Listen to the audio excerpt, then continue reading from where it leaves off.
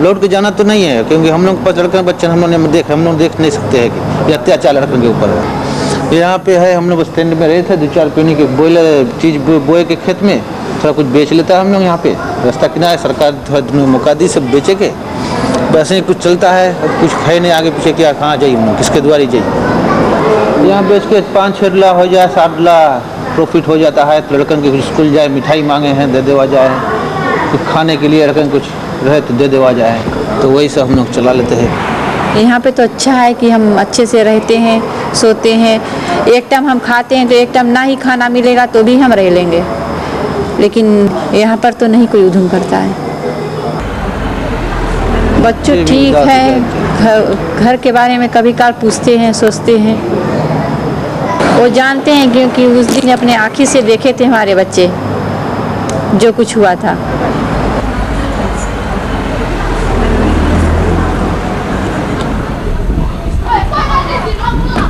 संसद के स्पीकर अतुल पहले नारायण टिकाऊ ने राष्ट्रपति के दफ्तर में जिस तरह से विरोधी लीडर की नियुक्ति की है उसकी आलोचना की है। Wasn't really much of a difference between the 87 coup and the 2000 coup. Both times the indigenous cause was what they said was the reason for the coup, to uphold indigenous rights. 87, the Prime Minister for 17 years since independence lost in the elections. 2000, the Prime Minister, the political party that was in place for 10 years lost power. In both instances, there were indigenous governments that were in place that lost power, and some say that the reasons behind the coup was that governments that came in place were going to bring into open all the corruption that had taken place in the time of these political parties' reign in power. And then other people sort of say it was basically just to uphold indigenous paramountcy in the country. The ethnic question becomes a bigger issue when you look at it from a national level. We didn't want Indians to sort of take over the country, and that our chiefs have to be protected. But then at the ground level, the ethnic question is not that big an issue. It's just what politicians really tend to make of it.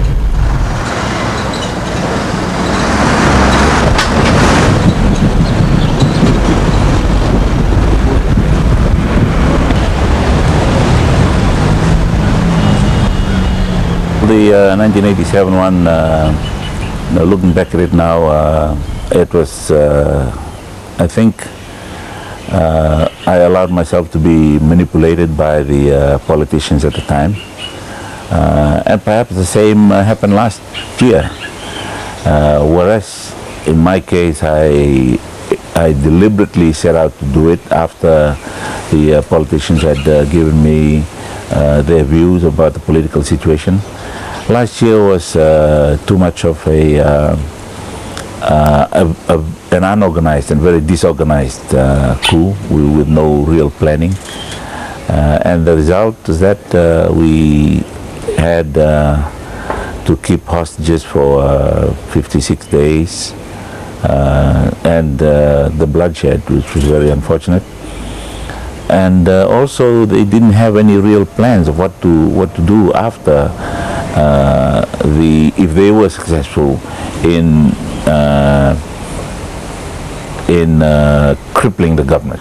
What they had after that, they were very, very hazy about. So those are probably the two major differences. While the 87 was a clinical operation, both unjustified, both legally probably non-defensible and both unconstitutional. But the main difference was the organization of 87 and the disorganization of 2000.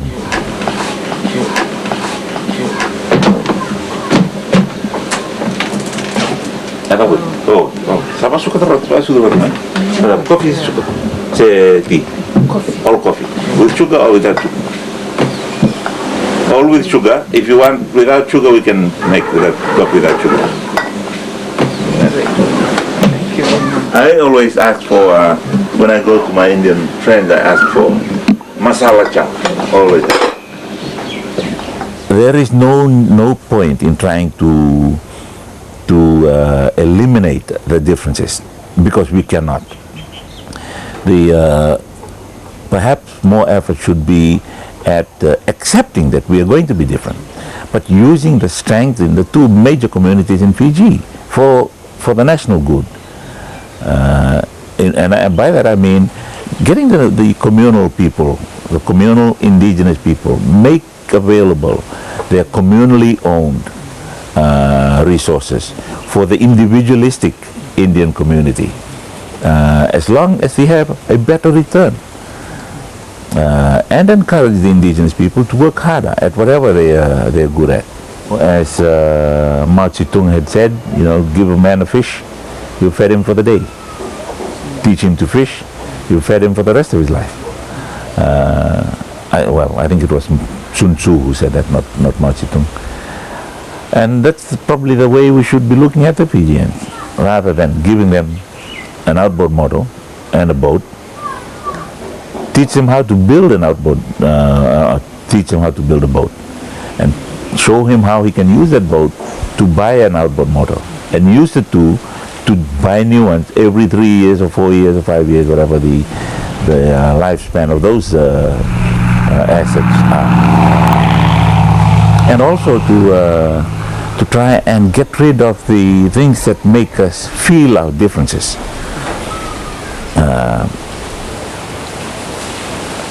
And work toward genuine reconciliation. But before you can work toward genuine reconciliation, you have to have a genuine attempt to sacrifice or to forget or even withhold our individual prejudices.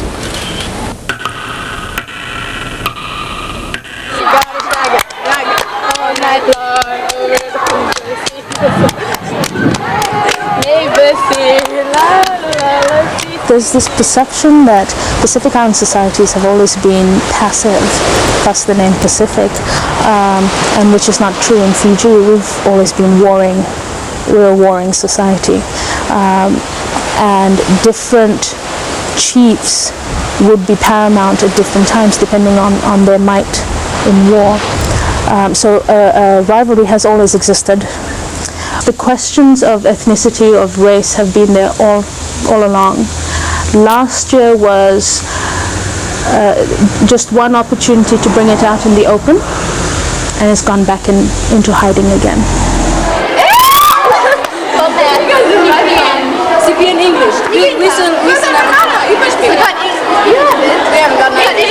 In 1987, because I was much younger, of course, and I was in the 4th form, which is an examination year, I was actually very excited about it because I didn't quite understand what was going on. I was also a little worried, but worried because of the exams rather than anything else. As for last year, I was a teacher, teaching young women who were going to do exams, and I had to cope with their fears, which were things like, what are we going to do next year? Is it worth coming to school? And I don't want to go home. It's not very nice. So there was a different feeling. There was more worry. Not so much for myself, but for others. So I think that's the great difference. It depends on age, I think. Just talking with my students, because they're the people I have greatest contact with, there's such a variety of opinion on the coup, and a lot of people have said it had to do with economics, it had to do with one group of people wanting economic power and who chose to get it through a so-called political means. Last year it was necessary for us to have a debriefing within the school. But I think fear was the greatest thing. It was in fact a common denominator, fear for what they were going to do this year, where their life was going to go, that type of fear. I think the fears that it raised were not so much to do with ethnicity, but more with economics. Because the effects of the coups were things like unemployment. And people worried, where am I going to get the money to pay for the food for our house, let alone the school fees? So that's really where it came from. In terms of ethnicity, there was worry there, of course. But I think to those who were not Indo-Fijian, it wasn't such a big worry because you were not Indo-Fijian. To those who were Indo-Fijian, it was a worry because it was like it's this whole us and them type thing that happened. So.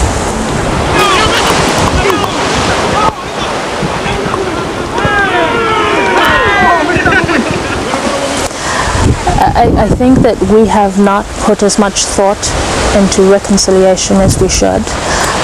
It's a word that we brand around for branding's sake. We're still trying to reconcile, so to speak, from 1987. We're certainly not going to get anywhere for last year. A great number of people don't quite understand what reconciliation. I don't quite understand what reconciliation is. But I think it has more to do with satisfying those who speak about reconciliation rather than satisfying those who are supposed to actually do the thing to reconcile. So. In terms of choices and opportunity, it's maybe taught them that you will have to look for it, and they've done that in some cases. They get on with their lives.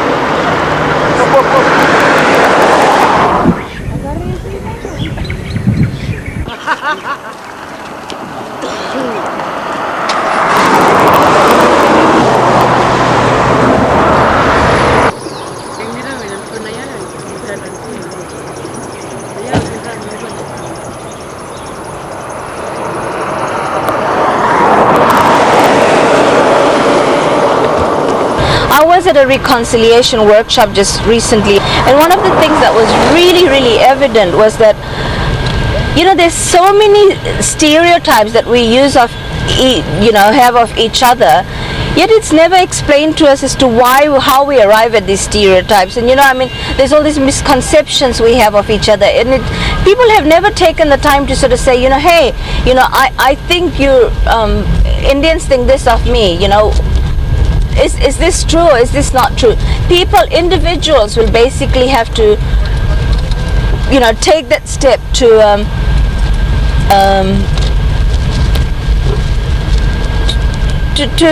to work towards better understanding. Politicians aren't going to do it. They're going to talk about lack of funding and things to be able to reconcile people. It's going to be the community, the people themselves, the religious organizations, the NGOs who are going to have to sort of facilitate processes where individuals can come together, little groups can come together.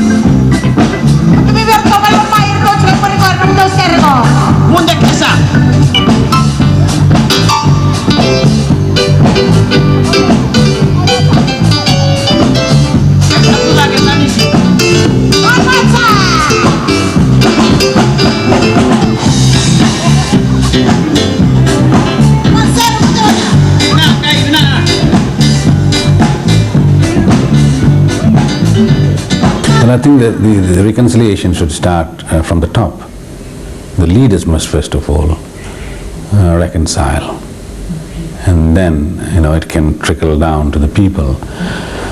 There is genuine goodwill at the grassroots level. I think they have all had enough of the lawlessness, the disorder, the mayhem that we experienced in the last 17 months, and they'd like to put all this behind them and move forward, because they are the ones who are really suffering.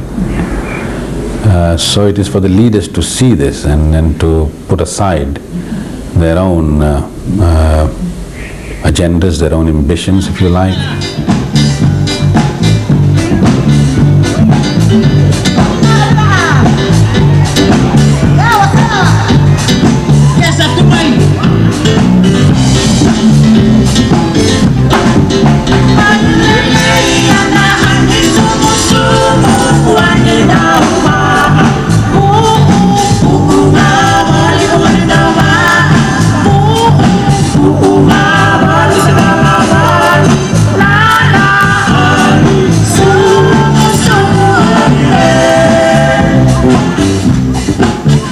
I think racial issues here only surface during elections, and only when very sensitive issues are discussed.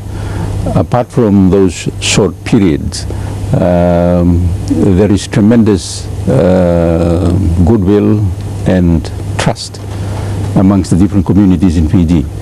You go out to rural areas, there's excellent relationship there between people of all communities. So race is not a critical problem in Fiji, because we are always able to overcome them, and our history has shown that we have always been able to come out of it and then take the country forward as a united society.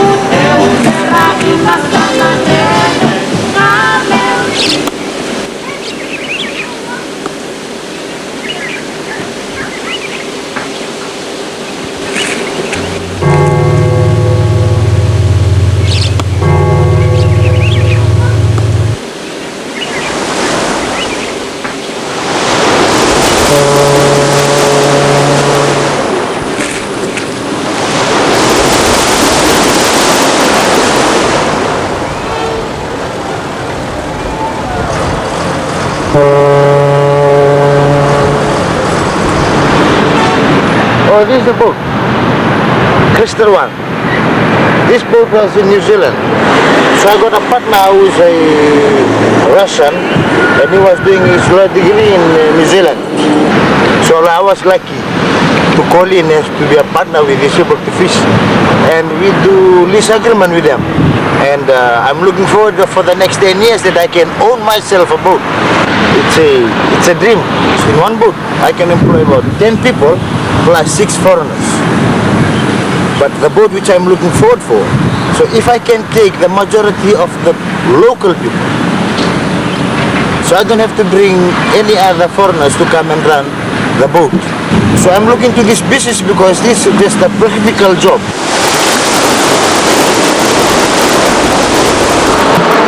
These are the foreign boats are from Korea, the Taiwanese, the Chinese, who come and do business in Fiji, catching fish, and they're taking about, say, 70 to 80 maybe, 80% to 70% of the revenues. So, what are these Fijian costs? That's a question. What is Fijian cost? The Fijian cost is that they're abusing the property of the indigenous Fijians. So we should improve some of the laws of fishing right in Fiji. We have to lock some of our resources, like in logging. You do logging, the royalties and the goodwills comes into NLTB. NLTB divide the money, 2 keys, and give the rest to the owner of the land. Same thing to apply on the fishing rights. So we have to change the constitution, the whole constitution, change it out. Get in the last constitution so we can, because, okay, say in India, you can elect one Fijian PM in India. You can do it? No, you can't. You can't. You have to have an Indian Prime Minister. Because we have to have a Fijian Prime Minister because he knows our protocol and he knows our need.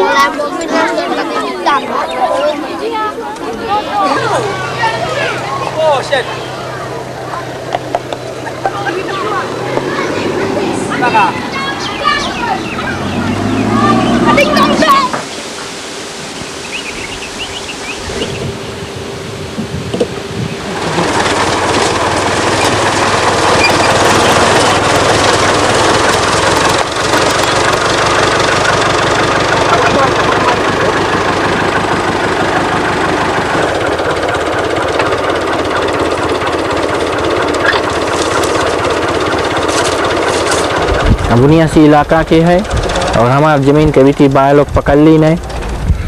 उन्हें बताया कि हम लोग ज़मीन मांगता हम लोग कमाएगा, ये बात वो बताया। तो मैंने बताया लीज हमें दे दो, उन्हें बताया कि हम नहीं देगा। तो बोला अच्छा रहा तो वहाँ से निकल जाएंगे। हम निकल गया वहाँ। और ऐसे कई इलाका में ज़मीन इलाका सब पकड़ ले आगे कभी थी बाय लोग। किसान के बहुत तकलीफ है, लीज के समस्या बहुत भारी है और कई जगह देरी कर दे घर बार भी पकड़ ले हुए।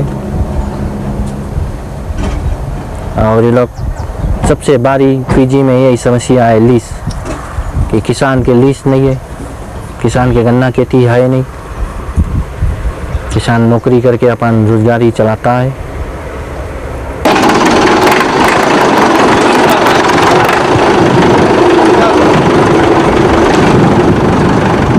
हम काटता रहा 500 टन गन्ना, 600 टन गन्ना काटता रहा। एक किसान हम भी है, एक ट्रैक्टर ड्राइवर भी हम भी। जब हम ट्रैक्टर चलाते हैं तो हम लोग के हिंदुस्तानी बाई के खेत जोतते हैं, गन्ना खींचते हैं। कभी थी बाई लोग में हमारे पास नहीं आते हैं। अगर कभी थी बाई भी आए वो की नौकरी कर देगा ना।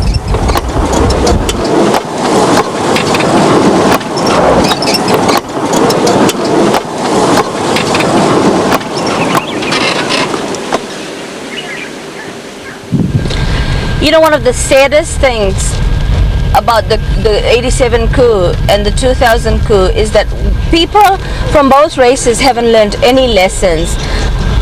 You know, I mean, while the reasons behind the coup was not necessarily because of the ethnic divide as such, it was one of the reasons given that, you know, that people basically don't get along together, they don't understand each other.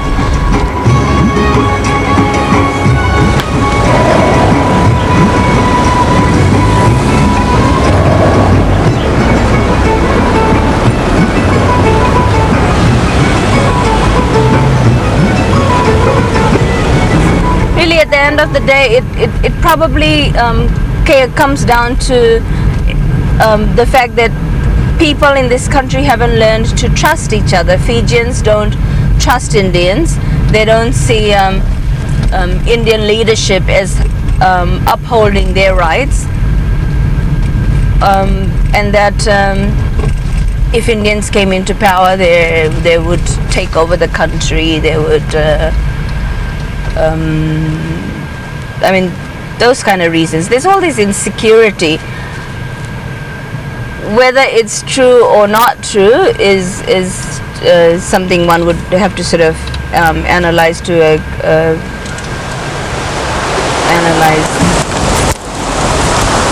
The idea that someone like me, part everything, cannot belong is wrong. That Fiji can't be home, wrong. That part Europeans are dumb, wrong. That Fijians are lazy and can't run businesses, wrong. That Indians are money-faced, wrong. That Chinese are drug dealers who pee on their vegetables, wrong. That Rotumans are excess baggage, wrong. That only God can save Fiji, wrong. It is crucial that we all try to understand the situation. It is crucial that we understand that understanding is crucial to the situation. The situation is crucial. Almost as crucial to understanding that we must understand what the hell has gone wrong before we take sides.